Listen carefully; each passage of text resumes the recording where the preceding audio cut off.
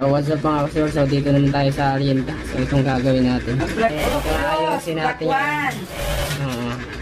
So ang problema nito, bilog na siya dito. Bilog na ang ginawa ni ate. Nilipat nyo na lang yung karayan dito sa kabila. Oo, dalawa. Kaya lang nagpapaktaw. Paktaw tsaka nagpuputol ang karayan. So, para bali, matama sa luper. So bali tatanggalin na lang natin itong bilog. Oo. Bilog na kasi. Wala kayong pagtanggal. Hindi na talaga itong ano. Pero kakayanin pa rin natin yung tanggalin. So bago tayo mag-start mga kasower, make sure at kung bago ka lang dito sa channel ko, subscribe nyo na ako, Jale Sewing Mechanic. Yun nga, nagtuturo tayo ng mga iba't ibang klase ng paggawa ng makina na pwede nyo matutunan, lalo na yung mga beginners dyan. So like and share nyo mga kasower, nang makarating sa kapwa natin mananahe dyan, may ganito silang magkaroon sila ng idea. Tara, start tayo. Sa ibang mekaniko niyan, pag hindi na nila kayang tanggalin yung tornilyo na yan, ang ginagawa nila, papalitan na lang ng needle holder. Magkano rin yan? 250. Imbis na labor na lang ang babayaran nyo, magdadagdag pa kayo. So marami na rin tayo na encounter ng mga ganyan. Minsan pag naubusan na rin ako ng gamit para dyan, di ko rin talaga matatanggal. Ayan, tanggalin na natin. So ayun mga kasor, bago ko yan in-screw, may ginamit muna ako dyan.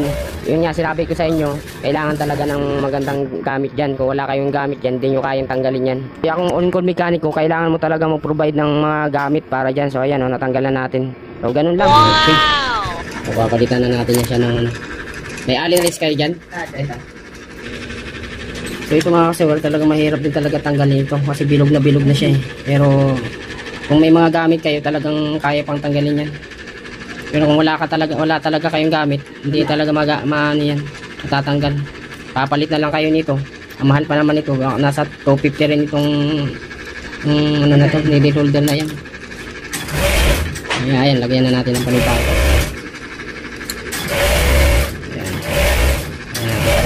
Ayan, nalagyan na natin siya mga kasuwa.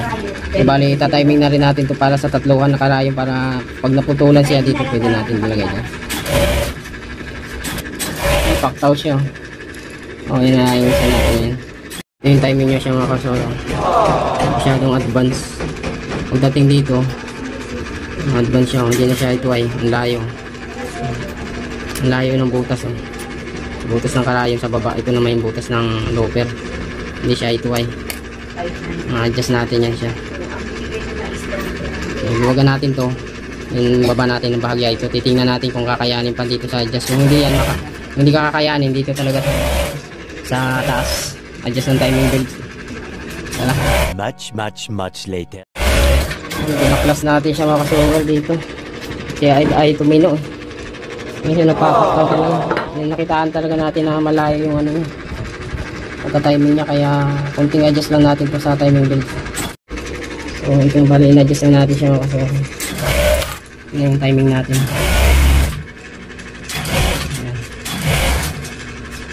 Ito ayun na siya. Kanina ang layo. So, ito na yung timing natin. Ito ayun na siya. Ayan, bukas. Apply na natin. Nag-rush kami. Subukan na natin. Ang pa. Hindi daw may papapunta ng pinsan. Kaya nakiulig na isa. Hindi ba isa na pupunta dito? Wow! Sumabit lang. Okay naman siya. Hindi kinuha yung ATM. Sige, rat-rat. Ito ginawa natin ng 1/4 mga kasor. Gumana naman siya. Kanina, tumama kagad yung inilis natin ng bahagya yung needle bar. Kasi tumatama yung karayom. Pero ito okay na siya. Nasubukan na rin natin dito ulit sa gitna. Para lahatan na kung sakali mang ano siya. Lahatan niya gumagana. Ilagay ulit natin. Lilipat natin dito sa kabila. Ayan siya mga kasor. Lilipat natin dito sa kabila. Para lahatan yan. Para magamit nila ng lahatan. Subukan ulit natin dyan. Walang naghahawak. Ayaw ka mong toilet sa bato. Hirap. Okay siya. Wow! Okay. Ratratratin ko na lang muna yan. Production muna ay subukan. Sinubukan na natin lahat yan. 1/4 o 1/8 kabilat kanan.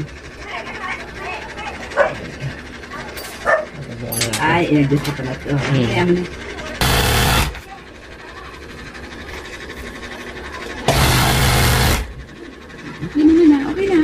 Tapos susin ko na lang yan. Ang halaga na. Ito talaga, ganito talaga. Ito, walang lock. Gumagalaw ba siya? Ito, minsan, gumaganyan. Kala mo kung ano nagtunog. Dali lang yun. Mamaya, ayusin natin. Okay na. Okay na akin. Di pa, subukan mo pa para mamaya ibibigay. Sure video na sana ang gagawin ko. Bago pa eh. Binuksan natin yung adjust tayo ng timing belt gawa nung papaktaw talaga nung sinubukan ko ng In-adjust ko pala to kasi in-adjust ko dito. Babalik ko sa dati. Okay na. nabalik mo. Ito, anong sabihin ko pag bili ako ng tornilyo? Sa Hindi nyo ng, yung tornilyo ng plato ka mo ng plato. piping. Okay lang yan, kahit hindi naman. Oo, ano. okay lang yan kahit yun. Okay na. Okay na siya? Oo. At i-adjust ko na nga. I-adjust mo te para talagang ano mo sa production mo. Marami ka na te? Asan na yung sinubukan mo? Ito. Okay siya? Okay. Oo. Pagdalawa na ako. Ay, alam mo dami na, yan. pag may isang pagdalawa ko, meron na agad yun eh. Wala na. Reels lang sana ang gagawin ko kaya lang medyo matagal. Nag-adjust tayo ng timing belt. Ayan. Tinanggal natin yung bilog na nakatornilyo na allen range. Tinanggal natin. Yun nga, sabi ko sa inyo. Pag walang mga gamit talaga kayo dyan, hindi nyo talaga kaya tanggal yan. Marami na rin tayo natanggal yan. Mga tornilyo na naputol. Yan nga, ginawa natin. Pinasadaan natin ng lahat. 1/4, 1/8 para mapagana natin lahat. So ayun, shoutout pala dito sa kanila ate. Salamat sa paggawa ng makina. Okay. Ayan, kasi ate. Okay. So, sa mga gusto magpa-service dyan, comment na lang kayo dyan sa comment section. Nandiyan yung contact number natin dyan. Dyan yun na lang kukontakin niya. Tsaka i-follow nyo na rin pala ako sa Facebook page natin dyan, Rica Sugar. Yan, malapit na tayo mamonetize dyan for ano na lang, kulang na lang ng followers.